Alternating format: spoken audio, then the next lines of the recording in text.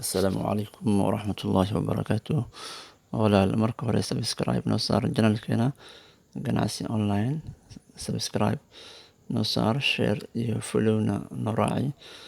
Walaalayaal maanta waxaan ka hadlaynaa waa maxay cryptocurrency waxay tahay ayaa maanta sharaxaad kooban ka bixinaynaa. Cryptocurrencies waa lacago digital ah taas oo la abuuro ayada oo la isticmaalayo computer networking software, kadibna aad meel safe ah aad ku haysan kartid hantidaada. Bitcoin iyo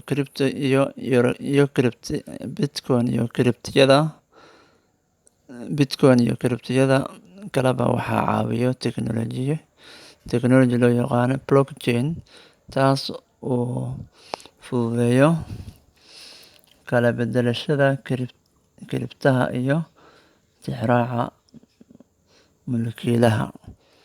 Public blockchains-ka markasta ayaga ayaa decentralized, taas oo la micno ah in ay shaqeeyaan ayaga oo aanan ogeyn awoodaha ka jiro waddankaas, gaar ahaan bangiyo iyo dowladaha. Ereyga cryptocurrencies waxaa asal ahaan laga soo dhiraandhiriyay cryptographic processes, taas oo macnaheeda tahay in qof kasta hantidiisa loo ilaaliyo iyadoo laga hortagayo internet fraud, tuugta internetka inay lacagahaas jabsadaan. Cryptocurrencies waxaa loo qaybiyaa coins iyo tokens. Coins waxay ku dhex shaqeeyaan blockchain-kooda waxayna leeyihiin qiimo u gaar ah mid kasta. Tokens waa loo dhisaa blockchain jiro. Waxaa jiro qaabab badan oo loo ogaado cryptocurrency.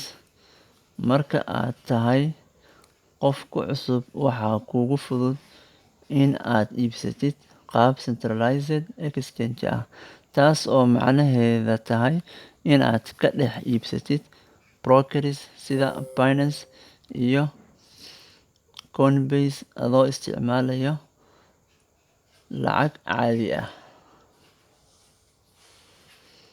sida euro iyo dollar. Dulaaladaas brokers waxay kaa qaadayaan khidmad yar oo ah inay shaqada ku fududeeyaan. Coins-ka ugu caansan waxaa ka mid ah Bitcoin, waa coin-kii ugu horreeyay uguna qiimo badan cryptocurrency. Ethereum wuxuu fududeeyaa financial transactions-ka badanaa kuwa uu Bitcoin taageero. Cardano wuxuu tartan kula jiraa Ethereum-ka, waxaana iska leh mid ka mid ah milkiilayaasha Ethereum. Solana wuxuu asna tartan adag kula jiraa Ethereum-ka, wuxuuna adkeeyaa speed and cost effectiveness. Dogecoin waa coin ku bilowday qaab kaftan ah, waana coin qiimo badan.